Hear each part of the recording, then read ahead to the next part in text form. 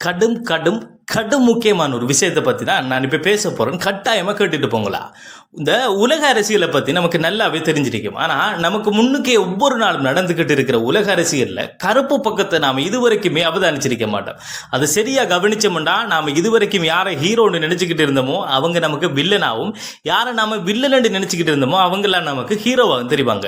இப்போ நம்ம எல்லாரும் மீடியா என்ன பேசுதோ அதை மட்டும்தான் நம்புகிறோம். அதுக்கு மேலால் நம்மளை யோசிக்க வைக்க விட மாட்டாங்க. இதுக்கு நாம் எப்போ இருந்து பழக்கப்படுறோம்னா பேசிக் எஜுகேஷன் பிரைமரில இருந்து தான் பழக்கப்படுறோம். அது எப்படி கண்டா, இப்போ இந்த குச்சிகளை எல்லாம் புறக்கி எடுத்துக்கிட்டு கொண்டு போய் இந்த பாட்டி கிட்ட கொடுத்துட்டு வடைய வாங்கினது யாருன்னு கேள்வி கேட்டா நம்ம காகம் மட்டும் தான் பதில் சொல்லணும்.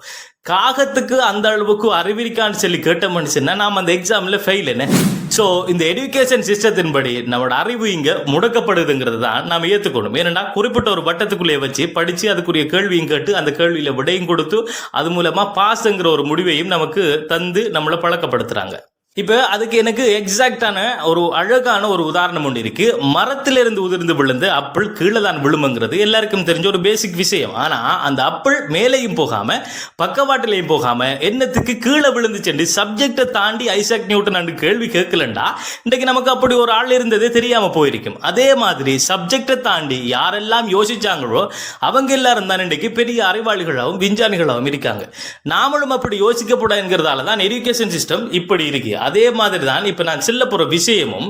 ஸோ இந்த வீடியோட கடைசியில் இதுவரைக்கும் நாம் நம்பிக்கிட்டு இருந்த எல்லாமே பொய்யா கோபாலன்னு கேட்குற அளவுக்கு தான் ஒரு சில விஷயங்கள் உங்களுக்கு தெளிவாக தெரிய வரும் என்று நினைக்கிறேன். அதால் இதை கட்டாயம் எல்லாருக்கிட்டையும் கொண்டு போய் சேர்க்க வேண்டிய விஷயம்ங்கிறதால தயவு செஞ்சு இந்த வீடியோவை ஷேர் பண்ணுங்க. இப்போ ரீசெண்டாக இஸ்ரேலும் அமெரிக்காவும் சேர்ந்து ஈரானில் நடத்திக்கிட்டு இருக்கிற இந்த போர் இருக்குத்தானே, இந்த போர்ல இருந்தே நாம ஆரம்பிப்போம் இந்த விஷயத்தை. ஆரம்பத்தில் இந்த போர் எப்படி தொடங்கிச்சுண்டா, அமெரிக்காக்கும் ஈரானுக்கும் இடையில ஒரு பேச்சுவார்த்தை நடந்துகிட்டு இருக்கு. அந்த பேச்சுவார்த்தை நடந்துகிட்டு இருக்கக்குள்ளேயே ஈரான் சுப்ரீம் லீடரை விமான தாக்குதல் மூலமா முடிச்சுடுறாங்க. இப்ப இந்த செய்தி ஈரான்ல மிகப்பெரிய ஒரு துயரத்தை ஏற்படுத்தி இருந்துச்சென்றாலும் இன்னும் ஒரு குறிப்பிட்ட சில தரப்பினர்களுக்கு சுப்ரீம் லீடர் மரணத்தை கொண்டாடும் அளவுக்கு இந்த நியூஸ் இருந்துச்சு. அந்த நியூஸை பெரிய ஒரு பேசு பொருளா எல்லா மீடியாவும் பேசிச்சு. ஈரான் பெரும்பாலான மக்களுக்கு அந்த மரணம் துயரத்தை தான் கொடுத்திருந்துச்சு. குறிப்பிட்ட ஒரு சில மக்களுக்கு மட்டும் அது கொண்டாட்டமா இருந்துச்சு. ஆனா இந்த மீடியா பேசினது கொண்டாட்டத்தை மட்டும்தான். அது ஏனுங்கிறதுக்கான ஒரு சின்ன உதாரணம் ஒன்று சொல்றேன். இப்ப ரோட்டால ஒருவன் வாரான், அவனுக்கு நான் அடிக்கணும். அது அவனுக்கும் எனக்கும் இடையில் இருக்கிற ஒரு பர்சனல் பிரச்சனைன்னு சொல்லி வச்சுக்குவோம். இப்ப நான் அவனுக்கு பொது இடத்துல வச்சு அடிக்கக்குள்ள ரோட்டால வார 2-3 பேர் வந்து எனக்கிட்ட ஏன் அவனுக்கு அடிக்க என்று சொல்லி கேள்வி கேட்கப்படாண்டா நான் என்ன செய்யணும்டா, அந்த இடத்துல 2-3 பேர் ஆக்களை நான் ஏற்கனவே செட் பண்ணி வைக்கணும். அவங்களோட வேலை என்னண்டா, இப்ப இவனுக்கு நான் அடிக்கக்குள்ள அவனுக்கு நல்லா அடிக்கத்தான் வேணும், அவன் கெட்டவன் அப்படி இப்படி என்று ஏதாவது சொல்லி இந்த சம்பவத்தை பார்த்துக்கிட்டு இருக்கிற எல்லா ஆக்களையும் நம்ப வைக்கணும். அப்படியே நம்ப வச்சுட்டேன்டா அங்க இருக்கிற யாருமே வந்து என்கிட்ட ஒன்றுமே கேட்க மாட்டாங்க. அதோட இப்ப நான் அவனுக்கு அடிச்ச சம்பவத்தை பார்த்துட்டு இருந்தவங்க போய் இன்னும் ஒரு ஆளுகிட்ட சொல்லக்குள்ள யாரோ ஒரு கெட்டவனை பிடிச்சி ஒரு நல்லவன் இன்றைக்கு நல்லா அடிச்சு போட்டான்னு சொல்லுவாங்களே ஒழிய யாரும் அடிபட்டவன் நல்லவனா கெட்டவனாண்டு ஆராய மாட்டாங்க. ஏனண்டா நம்மளை பொறுத்த வரைக்கும் அங்க நிறைய பேர் சொல்லிட்டாங்க அடி வாங்கினவன் கெட்டவன். அதால நாம அதை கண்மூடித்தனமா நம்பிட்டோம். இதான் இப்ப உலக அரசியல்ல நடக்குது. நான் சொன்ன அந்த உதாரணத்துல நான் செட் பண்ணி வச்ச இந்த ஆட்கள் இருக்காங்க தானே, அவங்க இந்த விஷயத்துல யாருண்டா மீடியா. அவங்களத்தான் நாம இந்த உலக அரசியல்ல மீடியான்னு சொல்றோம். இப்ப மீடியா நமக்கு என்ன சொல்லுதோ அதைத்தான் நாம முழுமையா நம்புறோம். இது உண்மையா பொய்யா என்று யாருமே இங்க தேடி பார்க்க போறல. அதை தேடி பார்க்கிறேன்டா கூட நம்ம இன்னொரு மீடியாவை தான் போய் பார்க்க வேண்டியதா இருக்கு. அதுவும் நான் செட் பண்ணி வச்ச ஆளா இருந்தா சரி, நம்மளோட வெரிஃபிகேஷன் ஓகே என்று அவன் கெட்டவதான் என்று ஒரு முத்திரையை குத்திடுவோம். இந்த விஷயத்தை எந்த நாட்டாலையும் கட்டுப்படுத்தலாம். ஏனண்டா அது அவங்களோட கட்டுப்பாட்டில் இல்லாத ஒரு விஷயம். இப்ப சர்வதேச மீடியா உலக நாடுகள்கிட்ட பேசுறத குறிப்பிட்ட ஒரு நாடு போய் தலையிட்டு தடுக்க இயலாது. ஆனா அவங்களால கட்டுப்படுத்த முடிஞ்ச ஒரே ஒரு விஷயம் என்னன்னா, இந்த சர்வதேச மீடியா பேசுறத அவங்களோட நாட்டுக்குள்ள வராம தடுக்கலாம். அதுக்கு ஈரான் செஞ்ச மாதிரி நெட்வொர்க் ஏதாவது பிளாக் பண்ற மாதிரி ஏதாவது செஞ்சு ஏதோ ஒரு முறையில் அதை தடுத்துடலாம். இப்ப முக்கியமான ஒரு பாயிண்ட்டுக்கு நான் வாரன், ஒரு நாட்டில் இருக்கிற ஆட்சியை கலைச்சி வேற ஒரு ஒரு ஆட்சியை கொண்டு வரணும்டா அதுக்கு கட்டாயம் செய்ய வேண்டிய ஒரு சில வழிமுறைகள் இருக்கு. அதுல ஒரு சில ஸ்டெப்ஸ் தான் ஈரான்ல செஞ்சிருந்தாங்கிற குற்றச்சாட்டு ஈரான் தரப்புல இருந்து வைக்கப்படுது. அது என்னன்னு சொல்லி பார்த்தோம்டா, ஈரான் சுப்ரீம் லீடரை கொண்டுட்டு அதுக்கு பிறகு இருக்கிற முக்கிய ராணுவ தலைவர்களையும் கொண்டுட்டு மக்களை கிளர்ச்சியாளர்களா உருவாக்கி அரசாங்கத்துக்கு எதிராக படையெடுக்க அனுப்பினா அரசாங்கம் நிலகுலைஞ்சி விட்டு கொடுத்துருவாங்க என்கிற ஒரு பிளான் தான் அங்க இருந்திருக்கு. அதால தான் அந்த உலக தலைவர் 2 பேரும் ஈரான் சுப்ரீம் லீடரை கொண்டுட்டு மக்களுக்காக நாங்க இருக்கோம், நீங்க போய் ஆட்சியை கைப்பற்றுங்க பப்ளிக்கா அறிவிச்சாங்க. ஆனா அங்க ஒன்றுமே நடக்கல. இங்க இவங்க செய்யற கொலைகளை நியாயப்படுத்த அந்த விஷயத்துக்கு கொலை என்று கூட சொல்ல மாட்டாங்க. நல்லா பார்த்தா தெரியும், கொலைக்கு ஈக்குவலா எலிமினேட்டட் என்ற வார்த்தையை யூஸ் பண்ணுவாங்க.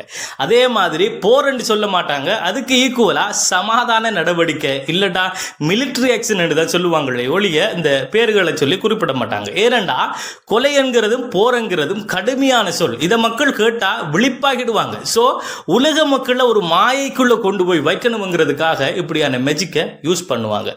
விஷயத்துக்குள்ள வருவோம். இப்ப மக்கள் கிளர்ச்சியாளர்களா உருவாக்கணும்டா அரசாங்கத்தை பத்தி தப்பா சொல்லணும், சொல்லி அதை அவங்கள நம்ப வைக்கணும். ஆனா உள்ளூர்ல இருக்கிற மீடியாவை வச்சு அதை ஓப்பனா செய்ய இயலாது. அப்படி செய்யணும்டா அரசாங்கத்தை பத்தி பிள்ளையா சொல்லாம பிள்ளையா யோசிக்க வைக்கணும். இப்ப உதாரணத்துக்கு ஒரு விஷயத்தை சொல்றேன். நான் போய் ஒரு ஆளுகிட்ட, தம்பி நீ படிக்கல தானே, படிக்காததால தான் உனக்கு ஒரு வேலையும் தெரியா, உனக்கிட்ட காசும் இல்லை, அதால நீ முன்னேற மாட்டாய், இப்படியே இரு சொன்னேன்டா அவருக்கு என்னில தான் ஒரு கோபம் வரும். ஆனா நான் அவர்கிட்ட ஒரு நல்ல அடிப்படையில் தான் சொல்லியிருப்பேன்.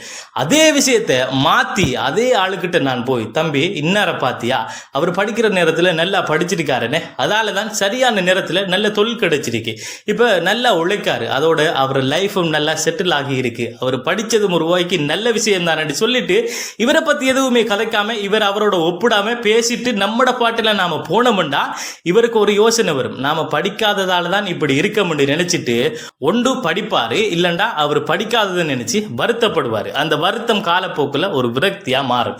இப்ப நான் சொன்ன இந்த 2வது விஷயத்தை தான் இப்ப ஈரான்ல ஒரு மீடியா செஞ்சதுங்கிற குற்றச்சாட்டு இருக்கு. அந்த மீடியா இதுவரைக்கும் சவுதி அரேபியாவோட நிதியில இயங்கிக்கிட்டு இருந்ததாகவும் இப்ப அது இஸ்ரேலுக்கு சார்பா வேலை செய்யறதாகவும் ஒரு தகவல் வந்திருக்கு. இவங்களோட வேலை என்னன்னா, ஈரான் அமெரிக்காக்கு சார்பா இல்லாம விட்டு கொடுப்பு இல்லாத கடும் போக்கான அரசாங்கம் ஈரான்ல இருக்கிறதால தான் ஈரானுக்கு அமெரிக்கா பொருளாதார தடையை போட்டாங்க. அதால இப்ப ஈரான்ல பணவீக்கம் அதிகமாகவே இருக்கு. இதால நம்மளோட முன்னேற்றம் கடுமையாக பாதிக்கப்படுது. அதோட அமெரிக்காவோட பொருளாதாரம் மிக உச்சத்தில் இருக்குங்கிற மாதிரி மக்களுக்கு ஒரு செய்தியை மறைமுகமாக கொண்டு போய் சேர்க்கிற அளவுக்கு ஒரு சில காணொளிகளை போட்டிருக்காங்க. இப்படி மறைமுகமான அரசாங்கத்துக்கு எதிரான பிரச்சாரங்களை மீடியாக்கள்ல பார்த்ததால ஒரு சில மக்கள் அந்த அரசாங்கத்துக்கு எதிராக குரல் கொடுக்க தொடங்கி இருக்காங்க.